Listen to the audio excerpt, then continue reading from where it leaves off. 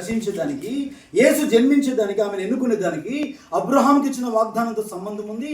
సమూయేలు 2వ అధ్యాయం 2వ గ్రంథం 7వ అధ్యాయంలో దావీదుకి ఇచ్చిన వాగ్దానంతో సంబంధం ఉంది. ఇక్కడ మరియను ఎంచుకోవడానికి ప్రధాన కారణం మరియ కాదు, మరియను ఎంచుకోవడానికి ప్రధాన కారణం యోసేపు. దేవునికి స్తోత్రం చెప్పండి. హల్లెలూయా. నేను అనుకుంటున్నాను, ఆ రోజున క్రీస్తు పుట్టే సమయానికి యూదయ బెత్లెహేములో ఎన్నదగిన పరిశుద్ధంగా బ్రతికే కన్య ఒకతే ఉందంటే నేను నమ్మను. భక్తి గల కుటుంబాలు ఉన్నాయి, భక్తి గల కన్యకలు ఉన్నారు, ఎవరినైనా ఎంచుకోవచ్చు.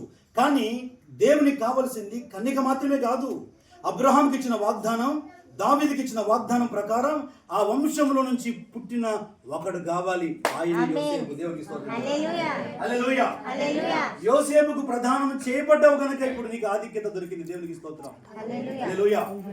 కన్యకమని కాదు ఆధిక్యత, నీ నీతి, నీ భక్తి, నీ యథార్థత కాదు నీకు ఆధిక్యత. అబ్రహాముకి ఇచ్చినటువంటి ఆశీర్వాదం ఆయన వంశంలో నుంచి రావాలి.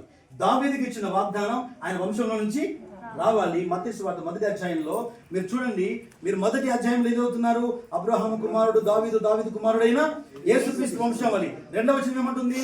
అబ్రహాము ఇస్సాకును కనెను, ఇస్సాకు యాకోబును కనెను. ఇలా కనుకుంటూ మీరు ఎక్కడికి వస్తారంటే 15వ వచనం చూడండి. ఎలోహిదు ఎలియాజరును కనెను, ఎలియాజరు మత్తాదును కనెను, మత్తాను యాకోబును కనెను, యాకోబు మరియ భర్త అయిన యోసేపును కనెను. దేవునికి స్తోత్రం. ఆమేన్. అబ్రహాం వంశంలో నుంచి, దావీదు వంశంలో నుంచి, యూదా గోత్రంలో నుంచి యోసేపు వచ్చాడు కనుక ఇప్పుడు ఆ లైనేజ్ అంటే ఆ వంశంలో నుంచి క్రీస్తు బయటికి రావాలి కనుక ఆ వ్యక్తికి ప్రదానం చేయబడినటువంటి కన్యక దేవునికి అవసరమైంది. దేవునికి స్తోత్రం చెప్పండి. హల్లెలూయా. ఈ మనోనేత్రములు వెలిగించబడాలి. ఆమేన్. అర్థమైంది మాట? ఇది క్రైస్తవ చరిత్రలో తెలియని మాట. ఇది నేను మరియను తగ్గించి మాట్లాడట్లేదు, ఆమె ఆధిక్యతలు ఆమెకున్నాయి. కానీ అలాంటి స్థితిలో ఉన్న కన్యకులు ఆ ఊర్లో అనేకులు ఉంటారు. వాళ్ళు కాదు మనకు కావాల్సింది, ఆ వంశం కూడా మనకు రావాలి కనుక యోసేపు మనకు. ఒకవేళ మరియ యోసేపుకు ప్రదానం చేయబడకపోతే దూత మరియను సమీపించేది. ఎన్ని తరాలంటే ఏమండి, 1000 సంవత్సరముల తర్వాత కూడా దేవుడు అబ్రహాంకి ఇచ్చిన వాగ్దానం నెరవేర్చడానికి యోసేపును జ్ఞాపకం చేసుకొని ఆయన భార్య అయిన మరియను ఆయన దర్శించారు. దేవునికి స్తోత్రం చెప్పండి. హల్లెలూయా. ఆయన వాగ్దానము అంటే అది మాట తప్పనిది. ఆయన వాగ్దానం అంటే అది తన ప్రజలను దీవించడానికి, ఆశీర్వదించడానికి ఆయన ఇస్తున్నటువంటి ఒక తీర్మానం.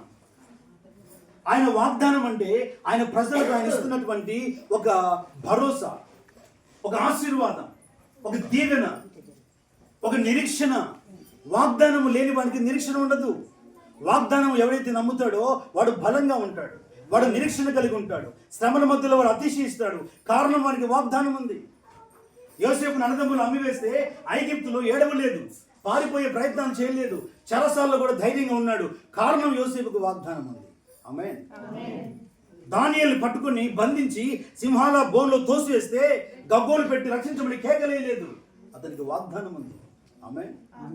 షడ్రకు మేషకు అబేద్నెగోలను అగ్నిగుండంలోకి నెట్టివేస్తే చచ్చిపోతామన్న కలవరం లేదు, రక్షించగలవాడు ఒకడు ఉన్నాడని వారు నమ్మారు, విశ్వసించారు. వారికి వాగ్దానం ఉంది. ఆమేన్. దేవుడు మీకు ఇస్తున్నటువంటి వాగ్దానం. హల్లెలూయా. మీ హృదయములు దుఃఖముతో ఉన్నాయి. గత సంవత్సరాలన్నింటిలో దుఃఖాన్ని మోస్తూ వచ్చారు మీరు. ఎంతో కొంత కలవరంతో నింపబడ్డ మీ హృదయాలు. అది అనారోగ్య సమస్య కావచ్చు, ఆర్థికపరమైన ఇబ్బందులు కావచ్చు, లేకపోతే మనుషుల యొక్క ద్వేషం కావచ్చు. సమస్యల గుండా వెళ్తున్నటువంటి మీ హృదయాలు కలవరంతో నింపబడ్డాయి. అయితే దేవుడు వాగ్దానం ఇస్తున్నాడు, మీ హృదయములు దుఃఖముతో ఉన్నాయి, అయితే మీ హృదయములు సంతోషిస్తాయి. ఆమేన్. ఇప్పుడు దుఃఖపడుతున్నారు కానీ మీ హృదయములు. దేవునికి స్తోత్రం చెప్పండి. హల్లెలూయా. వాగ్దానము నెరవేర్చడానికి అబ్రహాముకి ఇచ్చిన వాగ్దానం తప్పిపోయిందా? అబ్రహాముకి ఇచ్చిన వాగ్దానం అబ్రహాము నుంచి దావీదు వరకు